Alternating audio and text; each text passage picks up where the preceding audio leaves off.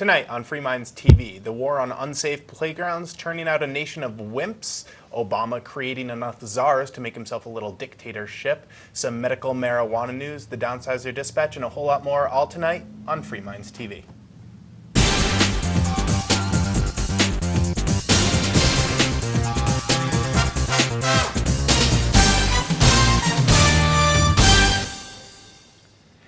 And welcome to a brand new edition of Free Minds TV, where we challenge you, the viewer, to think outside the box. It's episode 115, and with you as always is Toby. And Nick. We have a big show to get to. We've got news coming in from around the nation and other parts of the world. But first I wanted to start with a little rant that I started off with a blog and posted up on our website at freemindsmedia.org. We, in addition to doing a television show and a radio show, our website now features blogs on a regular basis, not only by myself and Nick, but also other people as well. So if you want some extra content during the week between shows, well, check out freemindsmedia.org or freemindstv.com or freemindsradio.com. They'll all get you there. But the article that I wrote up was having to do with America's playgrounds and the war on unsafe playgrounds. Well, for a little over a decade now, I'd say it's about 20 years, the nanny staters have been doing away with what they call unsafe playgrounds. The ones that, well, make little Johnny maybe bruise his knee if he falls off the monkey bars onto the unsafe gravel, or maybe if you have a big old metal slide and it causes people to go down too quickly, well, we got to do away with that and implement these plastic slides, or maybe smaller merry-go-rounds and swing sets that you can't swing too high and fall off of. It's all been coming down, and they've been dismantling what used to be playgrounds that were considered unsafe, places where children used to go and be able to maybe get a bump knee if they fell off the monkey bars. Well, no more. Now they've been replacing them with softer surfaces, doing away with the dangerous monkey bars. And, well, this has all come with some unintended consequences. The major unintended consequence coming out, this came out last week, the EPA is looking into some of the harmful chemicals involved with some of the softer substances. They use a lot of recycled tires, for example, to put down as a soft surface, so if Johnny falls off the monkey bars, he doesn't hurt himself. And it's come out that some of these substances, well, they contain chemicals that could be far more harmful than a scraped knee, a bruised elbow, or even a broken arm. The chemicals we're talking about are things like arsenic, lead, and mercury are in these chemicals that the toddlers are rolling around in, these safe, soft substances that might not hurt to fall into, but, well, what's being exposed to mercury, lead, and arsenic going to do, among other harmful chemicals, seems much worse. And what I say is, well, the biggest tragedy of all is, well, kids aren't able to be kids anymore. I found that it was a vital part of learning to climb the monkey bars, find my limits, and if I fell down, well, there was a natural consequence to that. If I did something stupid on the swing set and I fell off and I hurt myself, well, I learned from that. And kids today on these safe playgrounds, the ones with plastic slides and merry-go-rounds that just don't go too quickly in case you might spin too fast and throw up or, God forbid, fall off, well, they've been dismantling them and replacing them with safer, softer versions of themselves. And to me, it just makes me question, where's a kid supposed to get the life experience that, well, I got, other people got, the older generations all got growing up on playgrounds, if we're overprotecting them and making sure that they never know what it's like to maybe skin your knee? I mean, it's not that bad. It's a life experience. Yeah, maybe it stinks while you skin your knee, but I mean, kids are kids. They need these experiences growing up. Am I completely wrong on this, Nick? No, I mean, it makes sense to me. It seems like what they're doing is pushing off those harder lessons, like the limits of what you can do and what happens when you hurt yourself and you exceed your limits. They're pushing that off until a kid is, say, 16, and you're handing them car keys. I mean, is that a better scenario for them to learn those lessons? It seems to me it's better to have some small accidents and scrapes along the way. And I think it does make people more responsible and gives them a better idea of what it's like to live in the world. And the world's not perfect. You are going to have to deal with the fact that certain activities out there can hurt you. You have to learn how to judge risk. Not only that, I mean, but it takes away the fun. I mean, I remember first the monkey bars were first to go on my playground, and we're not talking about just the ones where you swing along, there's one after the other. I'm talking about these giant metal structures with pipes weaving in and out of them, and you can climb to the top. I mean, that was tragedy to see that one go. It was replaced with a spot of grass, and then next, of course, to go was this giant metal Nothing's slide. more fun than a spot of grass to play on. Oh, I know it. Nothing like the monkey bars. And then next to go was this giant slide. It was about a 100-foot slide, and you could get some wax paper on there, really zip off the end. Well, what if you went too quickly? You might actually bump yourself on the way down. So they did away with that, replaced it with this little plastic slide that gave you electrical shocks when you went down it with static electricity. But at least you're not really getting hurt. Of course, it took away the fun, stopped going to that playground. Then the awesome merry-go-round that we used to use, it was just too big and dangerous, so they got rid of that, replaced it with a smaller, piddly version, and then they replaced the swing sets, the big old swing sets that you could really get some air off of when you jumped. They replaced those with little ones where you couldn't go too high and hurt yourself.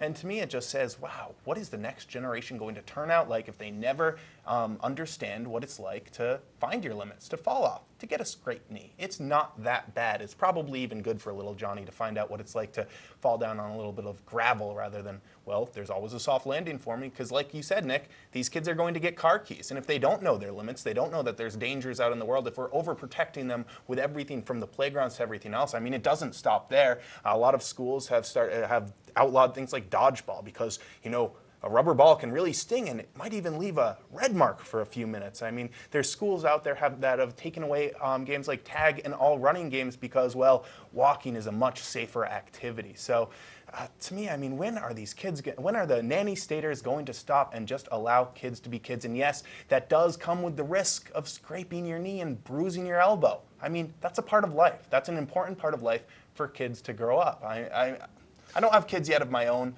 but I know that one thing that I don't want is for my kids to turn out like a bunch of wimps and not understand what it's like to find out what a natural consequence is until they're older. Yeah, and the fact is that life involves risk, and most of the things that are enjoyable and worth doing, like all the fun games in school that were fun in school when you were a kid, like dodgeball or climbing on the jungle gym, any of that stuff, those are the fun activities. There's risk involved. But just because there's risk involved in something doesn't mean that it's not a risk worth taking. It means that people have to calculate that risk. But the fact of the matter is, if you focus only on safety, and that's your main focus in going through life, you can probably make yourself relatively safe, but you can also make life pretty unenjoyable and not really worth living. How did the older generations survive? If playgrounds are this dangerous, how did my mother and father live long enough to have me? And how did I survive? It really makes you wonder what the next generation is going to look like. But we can't harp on this forever. We do have to move on. I would like to see those monkey bars replaced, and that big old slide, well, that was a big part of my childhood. Not for others. But we do have to move on. There are other things happening in the world. And I wanted to take it across, go overseas, and talk a little bit about Gitmo and Guantanamo Bay and the latest that's coming out of there, Nick. It's something we've been following for a long time, and there's some new news coming out. This has probably hit the major media before we're even reporting on it, but people like to get our take on it too. Yeah, and one of the big stories this week was the fact that 4 of the Chinese Uyghurs that were being held in Guantanamo Bay, Cuba, were released to Bermuda. Now, Bermuda is not its own country, although a lot of people watching might not know that. It's relatively small, so it's not like people think about it every day. But Bermuda is, while it exercises some independence, is still a dependency of the United Kingdom.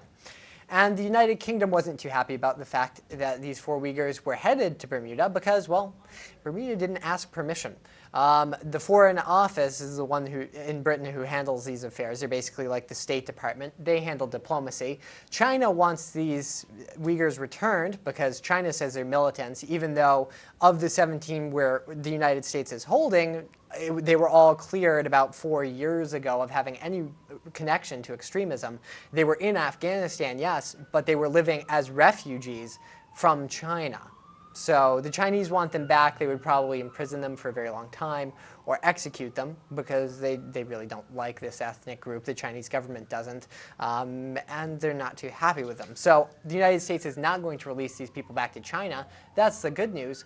But one has to wonder, where are we going to release them to? And why won't the United States itself take them if that's where they want to go? I mean, the fact of the matter is these people have been held for 7 years at this point. They've been cleared of all the charges against them, but the United States is still unwilling to take them. Even though it's completely clear that they're not terrorists, we took 7 years of their lives, held them in a cage in Guantanamo Bay, Cuba, but the United States turns up its nose at the idea of actually accepting these people as refugees. I'm not sure they all want to come to the United States. After all, we're the ones who did hold them as prisoners. But it just seems ludicrous to me here that the United Kingdom doesn't want them either, and many other countries have said the same thing. And most of them are Western nations that were critical of what the United States was doing, detaining people indefinitely. But even when the United States says, we know these individuals are innocent, will you take them? We want to release them. The United States won't take them, and other countries that were critical of this kind of detention won't take them. So what does that actually say about where they actually stand on this issue and how important freedom is to them? That is a good question. Is it insensitive for me to say that Uyghurs is a funny name? It is. It's spelled weird, too. Yeah. U-I-G-H. Well, you know, while these people, they've been cleared of all terrorism charges, do you think that it could be because, well, maybe they're a little bit upset after being held for 7 years? Maybe they're not terrorists. They weren't terrorists before and it was all wrong charges. But I mean, after 7 years, you might be a little bit angry. You might, but some people have made that kind of speculation. But I mean, these guys are in Bermuda on a work program. You know, they've made public statements thanking Bermuda for taking them. And they don't seem to be particularly angry. If they're angry, it's probably not at Bermuda, it's probably at the United States. So I think they would just like to get on with their lives. I mean, I certainly would, but yeah, it's the a United good portion States, that's been taken away. The United States seems to be stalling here. I mean, I'm sure there's some country that will take them, but I mean, there's still 13 others who are sitting in Guantanamo Bay, and it's not clear whether the 4 who've been released to Bermuda will be forced to go back to Guantanamo Bay. It seems to me that it would be vitally important for the United States or its allies to say, we did this to you, now we have this responsibility to you. We took 70 years of your life away. Well, it's a responsibility of ours to take and where's you the I mean, or at least a cash settlement of some kind so they can get settled wherever they're moving to. I mean, that's not lawsuit material to hold somebody for 7 years. Yeah, I mean, how many dollars would they have made? How much wealth would they have accumulated if they weren't rotting in some prison cell? And how able are they going to be to work right away when they get out after rotting in a jail cell and going through some of the different treatments that they had in Guantanamo Bay? To me, I mean, it only seems right that the United States would at least give them asylum here in the United States after taking away that much of their lives. But hey, what are you going to do? At least they're getting out. Anyways, we do have to move on. We're going to be going into the Downsizer Dispatch, which allows you, the viewer, to learn what's going on in Washington and even make some changes. Let your congressmen know, those drunken fools in Washington, well, they do have to read your emails, and Downsize DC makes it really easy for you to do that on multiple times a week if you want, as much as you want. And we'd like to bring that to you each week with the Downsizer Dispatch. What's on tap this week, Nick? Well, this week the Downsizer Dispatch is dealing with the fact that the Federal Reserve has doubled the entire money supply in the last 12 months, and a lot of people are wondering why consumer prices haven't doubled in the same period of time. Now, the reason for that probably has to do with velocity, and I'm not going to get into that too deeply because it's kind of boring to a lot of people, but the fact of the matter is, beyond just the plain old money supply, if you double the money supply, then each dollar is worth half as much, you also have a thing called velocity, which affects the rate of inflation. And the fact of the matter is, the economy is in a period of recession, so dollar bills aren't changing hands very rapidly. There's just not a lot of exchange of those dollar bills. They're out there. A lot of the money that was created was given to financial institutions who aren't loaning it out or spending it. They're basically just sitting on it to shore up their capital reserves. So as the economy actually starts to improve, you'll see a greater risk of inflation. And I think it is a real risk. They've created so much money at this point. I find it hard to imagine we won't see some very significant inflation. And what you can do to change this is go to downsizedc.org, encourage your representatives to support a number of pieces of legislation that deal with this issue. One of them is Ron Paul's Audit the Fed Act. And that bill actually has over half of the U.S. House of Representatives currently signed on as co-sponsors. So the bill it's pretty much set to pass the House. You do need to get in contact with your senators, though, and put pressure on them to support that legislation. And it would do just what it says. It would allow the federal government to do an audit of the Federal Reserve, see how much money they've created, see what their the debt they're creating for the rest of us, and what assets they have, which probably isn't very much. Downsizedc.org. And it's a great way to contact your representatives. They at least have to read some of the emails that you send them. Anyways, we do have to move on. Before we move on, I'd like to encourage the viewers to check out our website because we will be broadcasting live from PorcFest next week. That's right, Thursday, the 25th of June, we will be headed up to PorcFest, which is in Lancaster, New Hampshire. It's the annual gathering of the Free State Project, where there's all camping, barbecues, speakers, and a whole lot more. We're going to be up there. We're taking the whole set out there to do a live broadcast. We'll flip on the TV cameras as soon as we get set up there, and then the live broadcast of the actual show will begin at about 6 or 6:30. So tune into that at freemindstv.com, or if you're going to be at PorcFest, check us out. Maybe you can even be on the show and we'll interview you about what made you move and pick up your entire life and move to New Hampshire in the pursuit of more liberty and less government. Anyways, when we come back, we've got some news about medical marijuana on the federal level this time, as well as an update from here in New Hampshire and a whole lot more. Stay tuned. This is Free Minds TV.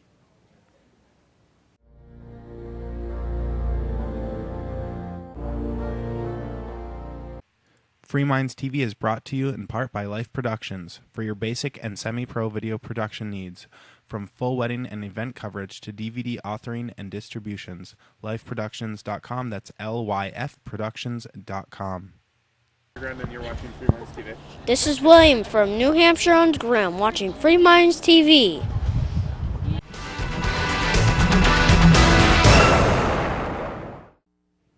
And welcome back to Free Minds TV. It is Toby here with you. And Nick. All right, we've got a lot more show to get to. I wanted to start out by kicking things off by talking about marijuana a little bit. It's a big theme on this show, as well as the war on drugs in general. But there's some new news coming out about medical marijuana, not only here in New Hampshire, but also on the federal level. And that's what I wanted to talk about first.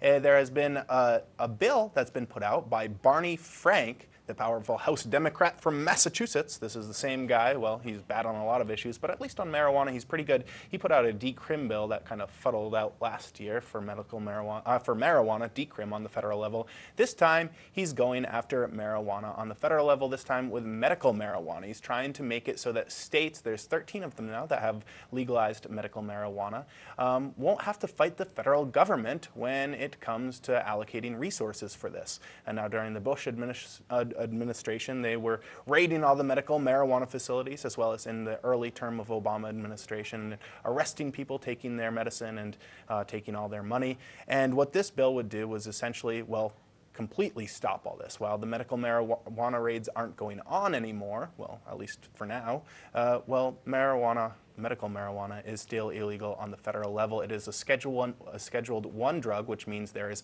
absolutely no medical benefit according to the federal government. What this bill would do is change it to a Schedule 2 drug, meaning more research could be done and states could do as they please when it comes to making medical marijuana illegal, and it would do a whole big part for decrim bills in states down the road. So this is some really good news. It's Bill 2835, House Bill 2835 on the federal level. Hopefully this will get some traction. I mean, if there's one good thing we can get from a huge wave of socialists, maybe they'll at least do something good on the medical marijuana issue. Not to say that I'm with the conservatives. I mean, we don't like them on this show either. But those who are watching during the Bush administration will remember that. Oh yeah, we harped on them a whole lot. But I mean, this would be some great news. It would allow states to do as they please, and a lot of these bills that have been coming up across states across the United States, as well as here in New Hampshire, is, well, it's still illegal on the federal level, so we can't do anything. I mean, I think states, I think largely, I'm glad that this legislation has been brought up.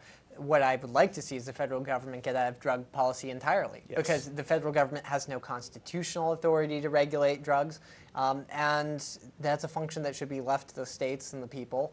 And states are already doing that, despite the fact that the federal laws still exist. So it would be nice to see them step back entirely. If they'll at least step back and say states can make their own decisions on medical marijuana, that would be a step in the right direction. Yep, and I did want to bring a little bit of news about medical marijuana here in New Hampshire. We were following the bill that passed the House, the Senate, and almost made it to the governor's office for being signed into law. But Governor Lynch, the governor here in New Hampshire, said he would veto the measure unless certain changes were made to it. The changes he didn't like, which would allow medical marijuana patients, there's not that many, only a handful, a few hundred here in the States, it would allow them and their care growers to grow a small amount of plants for medicine. He didn't like that, and the bill was sent back to the House and Senate, and they rewrote it to open some nonprofit medical marijuana dispensaries here in New Hampshire. And now that has to go back into the House and the Senate to be voted on. That should happen near the end of June. And then, well, the big push will be to call Lynch once again to urge him to sign this bill into law, because over 70% of residents in New Hampshire believe this bill should pass. But, well, Lynch, he's stuck in his old reefer madness days and think that if sick and dying people get their medicine, well, all the kids are going to start smoking marijuana and then lead to bigger things like crack cocaine addictions, and, well, their whole life will just go down the tubes. Despite the fact that in other states that have legalized medical marijuana, this has not happened. But, you know, Lynch, he's been watching a lot of reefer madness lately, and he may need a little bit of a boost to help pass this into law. Yeah, I mean, the fact of the matter is, as I understand the way the legislation is written, it's very limited even as a medical marijuana law. So the proposed New Hampshire legislation, it seems to be limited to people who are very seriously ill, terminally ill, and things like that. So it's not like it's going to be prescribed for sprained ankles. Not that I like the fact that it's a limited law. I would like to see as wide of a relaxation of the rules as possible. But obviously something's better than nothing. And if we can at least get a medical marijuana decrim bill passed that decriminalizes it for some of the sickest and the patients who are most in pain, I think that is, opening the door to expanding that in the future. Well, speaking of expanding things, Nick, I do want to move along a little bit and talk about the expansion of the presidency. He's been gobbling up power, not just Obama, but Bush did it, and then Clinton did it before him. Pretty much every president. Every single president, they're gobbling up more and more power from themselves. For people who are new to this, they haven't been indoctrinated the right way in government schools or whatnot.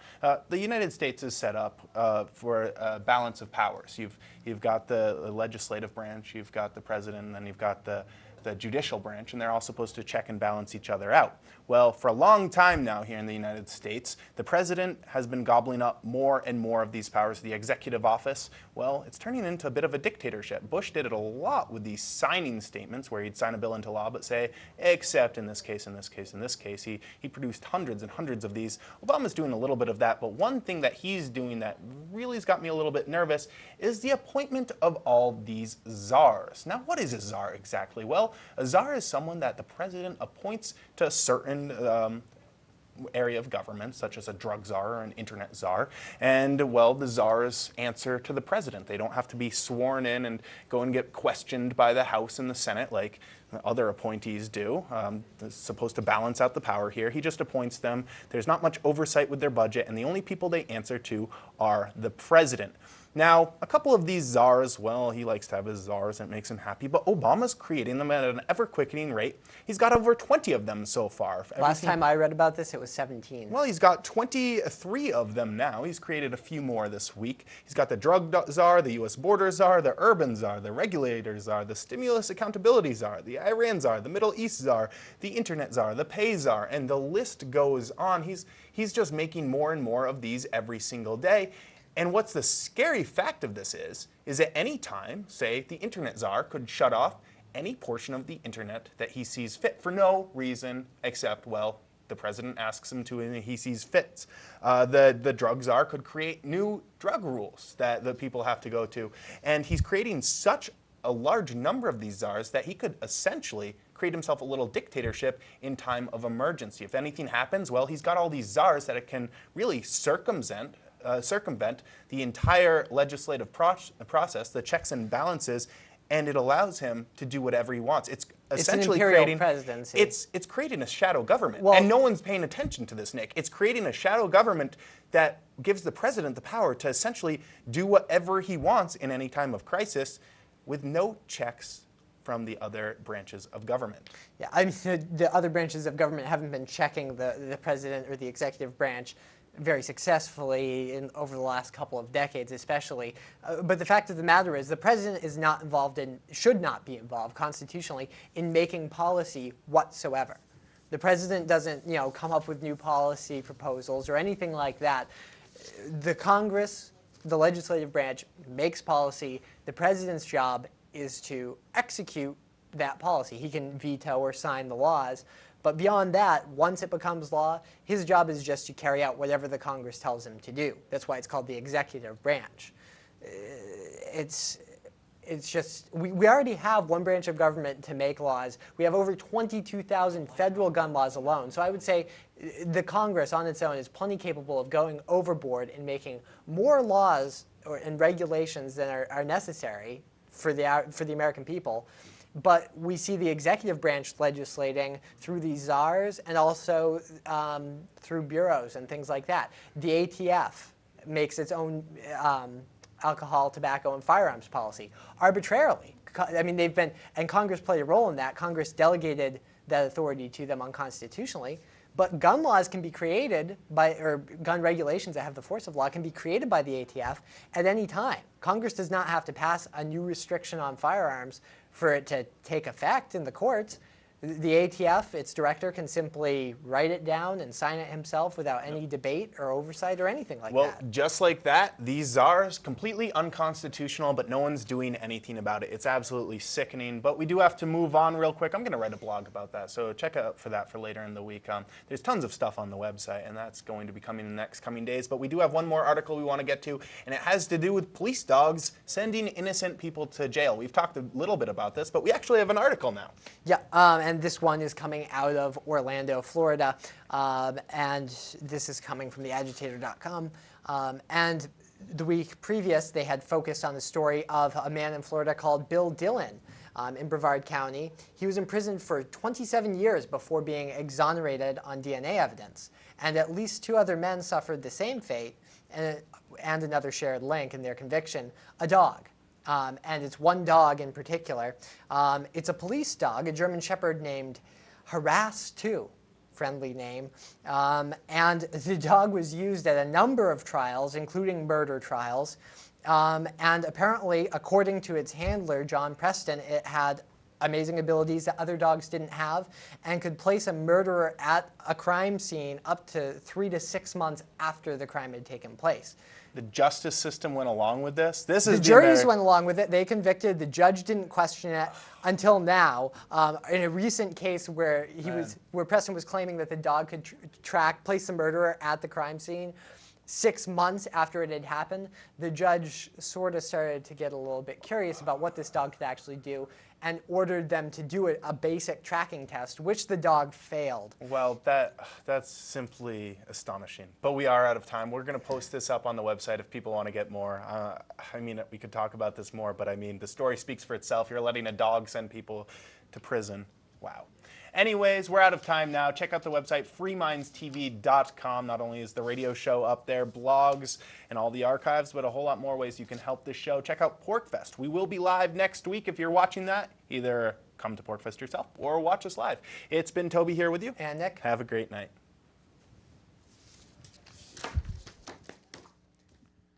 And fade to black.